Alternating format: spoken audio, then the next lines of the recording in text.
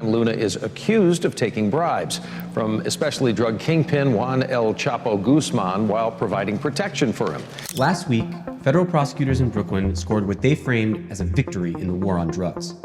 They convicted Genaro Garcia Luna, Mexico's former top law enforcement official, of taking millions of dollars in bribes from El Chapo and the Sinaloa Cartel. These are people who gave fentanyl to a man, watched him die, and then sent that same batch of fentanyl to the United States.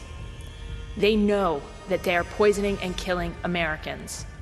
They just don't care because they make billions of dollars doing it. Mexico's narcotics cartel rapidly gained momentum in the last few decades. The government's war on narcotics trafficking has helped them capture many narco lords over the years, but the more they capture, the stronger these cartels grow.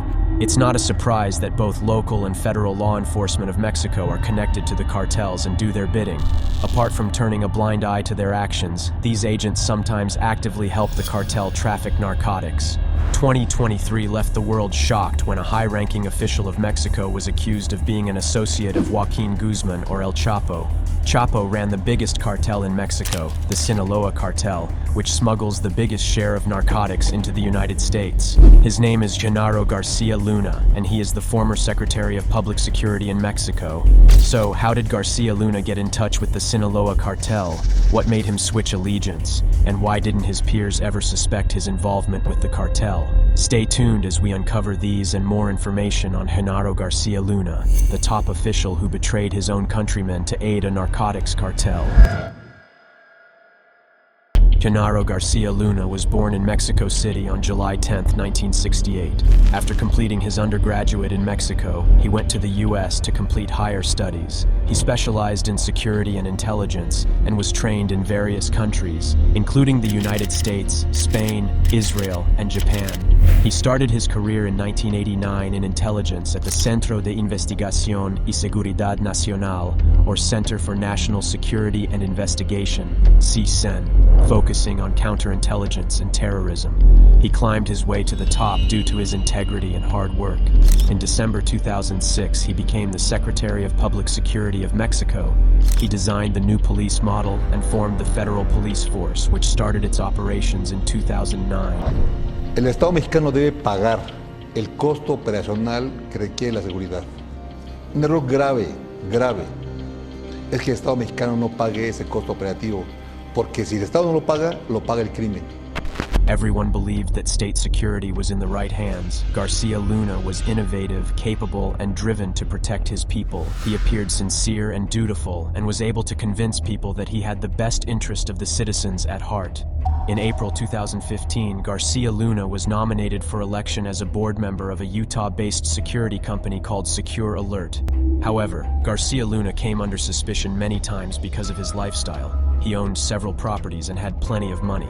Now, it has been revealed that the former security chief inexplicably built a fortune in 6 years. According to his asset statements, the former official owned a home valued at 450,000 Mexican pesos and another priced at 500,000 Mexican pesos in 2002, to owning a house worth 7,550,000 Mexican pesos, luxury cars, and other properties in 2008. He could never clarify how he had attained such vast wealth. His salary as a Mexican government official could never provide such luxury. According to official numbers, Garcia Luna's salary increased by 120%, and his assets increased their value 5 times. The Public Service Ministry, or SFP, initially shared information about his ownership of a Harley-Davidson motorcycle and 2 Mustangs, but years later, it refused to provide information in regards to his assets. In a trial held for Joaquin Guzman in 2018, a witness mentioned Garcia Luna's name and his involvement with the Sinaloa Cartel. This prompted an arrest warrant, and Luna was finally captured in 2019. Garcia Luna was one of the architects of Mexico's modern drug war, overseeing all federal law enforcement. But the trial revealed that for more than a decade, until he left office in 2012, he was selling information to cartel leaders, enabling them to smuggle tons of drugs across the border. The news came as a shock to many citizens and officials from the entire world. Garcia Luna was in close collaboration with many U.S. officials. Being a part of state intelligence, it was his job to fight and capture cartel members. The revelation shook the faith of the locals once again and made them question everything they had believed about their protectors so far. But how did the Sinaloa Cartel recruit Garcia Luna, and why did he endanger years of his career to join the dark side? The Sinaloa Cartel is the biggest narcotics trafficker and group of organized criminals in Mexico. It began inside the infamous Guadalajara Cartel, which was the largest and strongest cartel in the 1980s. In 1985, the Guadalajara Cartel broke apart, and one of the factions began operating as the Sinaloa Cartel. Joaquin Guzman, or El Chapo, assumed the position of the leader, and the cartel thrived under his reign. Alguien se mata, por algo se mata alguien. Puro Sinaloa! The cartel was flexible. Their structure was fluid, which meant that they could morph their chain of command whenever they felt the need for it. But the Sinaloa groups always operated less as a rigidly organized command structure and more as a loose network of drug traffickers who can work together and collaborate as the situation demands. It enhanced their agility as an organization and helped them achieve much more than their rival cartels. Their structure is more complicated and perhaps more usable for adaptation than the structure of other criminal groups. But what does it mean? It means that the units are trained to take up any role or action that is required to get a job done. So when the group had a missing role, anyone could step up and fill it in as long as it could get the job done smoothly. So the structure is one that, on the one hand, has clear lines of commands, but at the same time, there is enough flatness to it that losing a particular branch or particular segment of the network doesn't bring the whole organization under. This made the Sinaloa Cartel like the Hydra from ancient mythology. Even if you manage to cut off its head, a new one grows and takes its place. The Sinaloa kingpin El Chapo was arrested and extradited to the U.S. in 2017. Last Thursday night, the world's most notorious drug lord, Joaquin El Chapo Guzman, was extradited to the United States. He was arraigned in New York on Friday and faces 6 separate indictments across the country for his role as the head of the Sinaloa drug cartel. But did it mean that the cartel operations were over? Law enforcement managed to destroy the Medellin cartel after gunning down Pablo Escobar. They had the same hope for the Sinaloa cartel. But even after the arrest of El Chapo, the cartel continued its operations. But even after his imprisonment and now extradition, the organization El Chapo built is very much intact. Sigue siendo el cártel más fuerte, definitivamente. So, who took his place? In the absence of their father, El Chapo's sons, Ivan Archivaldo Guzman Salazar, Jesus Alfredo Guzman Salazar, Ovidio Guzman Lopez, and Joaquin Guzman Lopez picked up the cartel operations.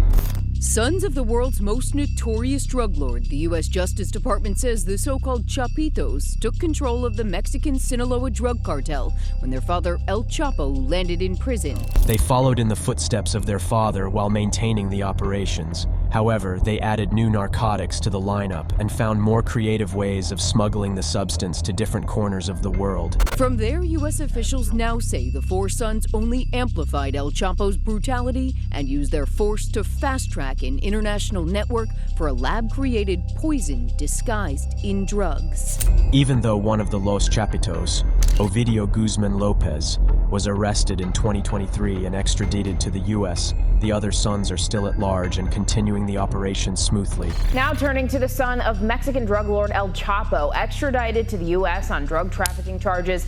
Ravi El Chapo's son Ovidio put on a private plane with a one-way ticket to Chicago. This 33-year-old son of the Sinaloa Cartel kingpin tonight at the federal lockup in downtown Chicago after a court arraignment on drug trafficking and money laundering.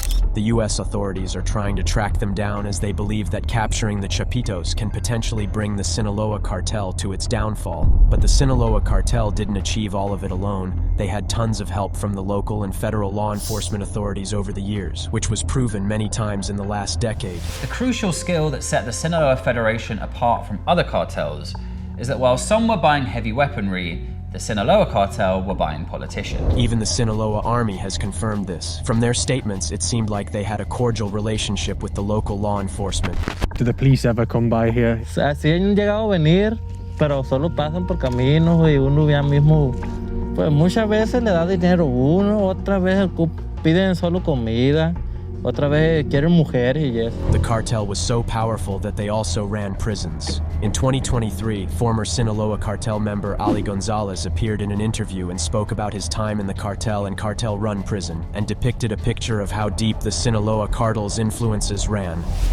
A lot of people think that correctional officers are the ones that are in charge inside. They are not. The ones that are in charge are the inmates and the cartel that runs the prison system. The locale and the federal police, both were involved with the cartel.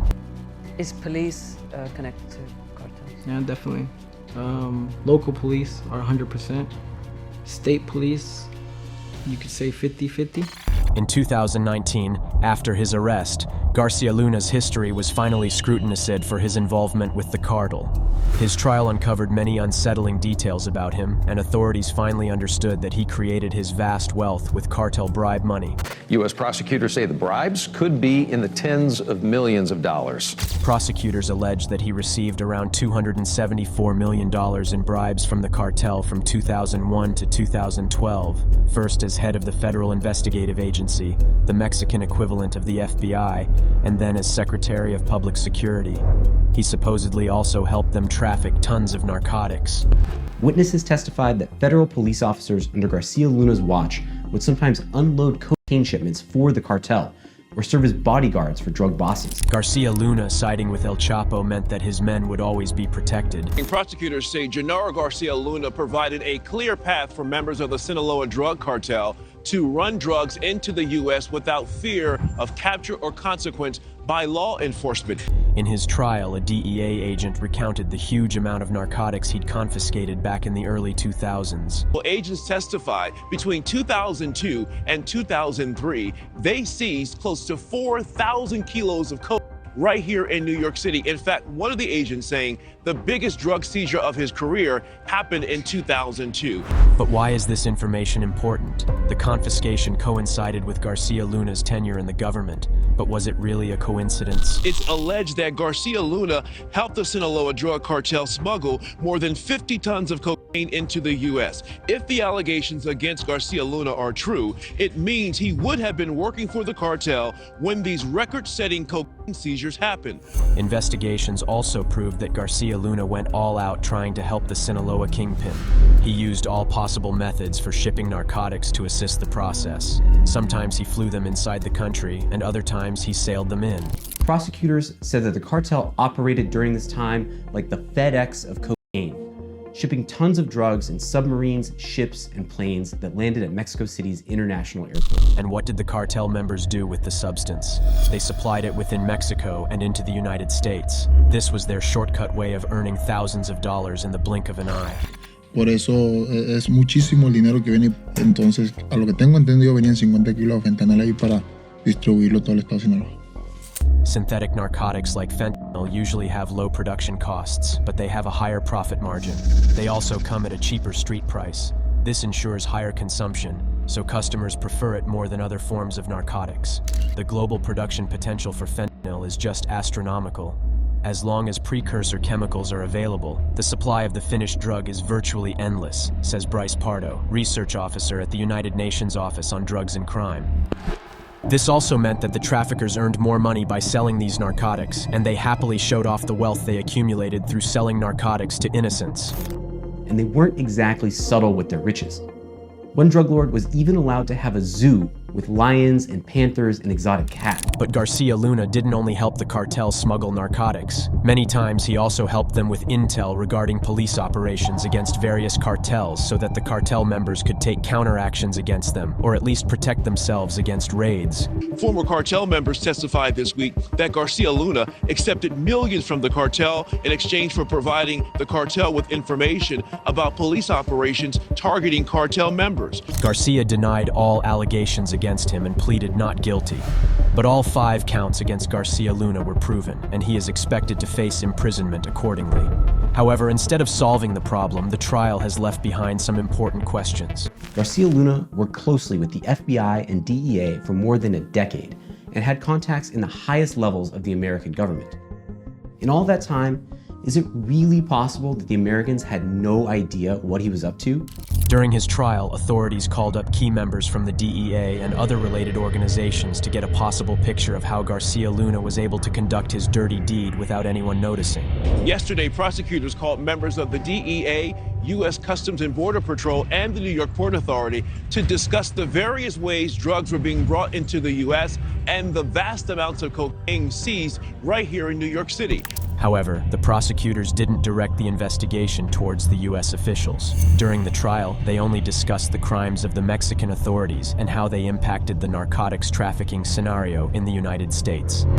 Prosecutors kept the case focused on corruption in Mexico, but the clear implication is that the Americans must have known more about Garcia Luna's cartel involvement than they've let on. Prosecutors continue to build a case explaining why Garcia Luna is guilty and how corruption is rampant at all levels of law enforcement in Mexico and the military. El Chapo's arrest, extradition to the United States, and trial all had garnered attention in America. But Garcia Luna's conviction and trial weren't in the limelight. However, as details of the case began to come to the surface, many Congress members began to notice discrepancies and started asking questions. Law enforcement agencies are trying their best to find the answers, because solving them would identify the faces who are working inside the U.S. law enforcement agencies but are also operating alongside the cartels from the shadows. Senator Chuck Grassley sent a letter to the heads of the DEA and FBI demanding an explanation for how Garcia Luna was able to work for the U.S. while also helping El Chapo smuggle more than 100,000 pounds of cocaine across the border. But from what it seems, we might never know if Garcia Luna had help from any U.S. authorities. Adam Isaacson is a part of the organization that monitors U.S. cooperation with Latin America's security forces. He has been closely studying American law enforcement activities in Latin America for years. After the trial of Garcia Luna, he expressed his concerns that the DEA and some U.S. authorities might be aware of Luna's involvement in the trafficking. However, they were also getting help from him as Garcia Luna was protecting only the Sinaloa Cartel and continued to work against the other cartels in Mexico. It seems pretty clear that the DEA and other parts of the United States government knew that Garcia Luna was not somebody, that they could fully trust, and that in fact he may have been colluding with armed groups or with organized crime. But they still found him useful because he was going after other organized crime groups at the same time. However, as the world is aware, the DEA might have an interest in fueling the situation. That might be shocking, except the DEA has a long history of playing a dangerous game in Latin America, sending money and weapons of war to police and military units with terrible records of abuse. U.S. authorities lamented Garcia Luna's actions during his trial and called him a traitor, reminding everyone that he won't be treated with respect anymore by the world. Garcia Luna, who once stood at the pinnacle of law enforcement in Mexico, will now live the rest of his days having been revealed as a traitor to his country and to the honest members of law enforcement who risked their lives to dismantle drug cartels, stated United States Attorney Peace. The trial also praised the DEA for its integrity. This might be a message to the narco lords that no matter how widespread their network becomes, the DEA is always out there to get them. Today's conviction of Genaro Garcia Luna clearly shows that DEA will stop at nothing to pursue corrupt political officials who engage in drug trafficking and violence, said DEA Administrator Ann Milgram. This is not the first time Mexican authorities have been involved in illegal trafficking. Edgar Vedia, the former Attorney General from the state of Nayarit, was found guilty of this act in 2019 and was sentenced to 20 years in prison. Surprisingly enough, during his trial, Vedia took the name of former Mexican President Felipe Calderón and said that he had instructed the government officials to support the Sinaloa Cartel when it was at war with other cartels, but the former president was quick to dismiss the allegations. I categorically deny the absurd statements reported by the press made today by the witness Vedia, Mr. Calderon tweeted on Tuesday. What you say about me is an absolute lie. I never negotiated or made a pact with criminals. No action has been taken against Felipe Calderón yet, but it's worth noting that Garcia Luna was a part of his cabinet during his tenure. From 2006 to 2012, Mr. Garcia Luna served in Mr. Calderón's cabinet as the Public Security Secretary, a powerful post in which he effectively ran the Mexican government's war against drug cartels. Only time will tell what happens to him. So what happens to the Sinaloa Cartel now that its kingpin and possibly also its biggest pawn in the Mexican government have been captured? The short answer is nothing. The Sinaloa Cartel continues to operate freely through its power and reaches, and they have no reason to slow down soon. The Sinaloa Cartel's soldiers also believe the same. Aquí no cambió para nada. El narcotráfico nunca se va a acabar. Agarraron al Chapo, pero pues ya está otro. Y agarran a ese otro y hay otro, esto no. Y pues no, esto no tiene para cuándo. The DEA and other U.S. officials are still after Los Chapitos. The Sinaloa Cartel's fate might be decided after all of them have been captured. But until then, global citizens are hoping that the Mexican government won't shock the world with more corrupt officials like him. What did you think about the life of Genaro Garcia Luna? Do you believe that the authorities took the right action against his betrayal? Let me know in the comments below. Thanks for watching the video. Don't forget to like the video and subscribe to our channel.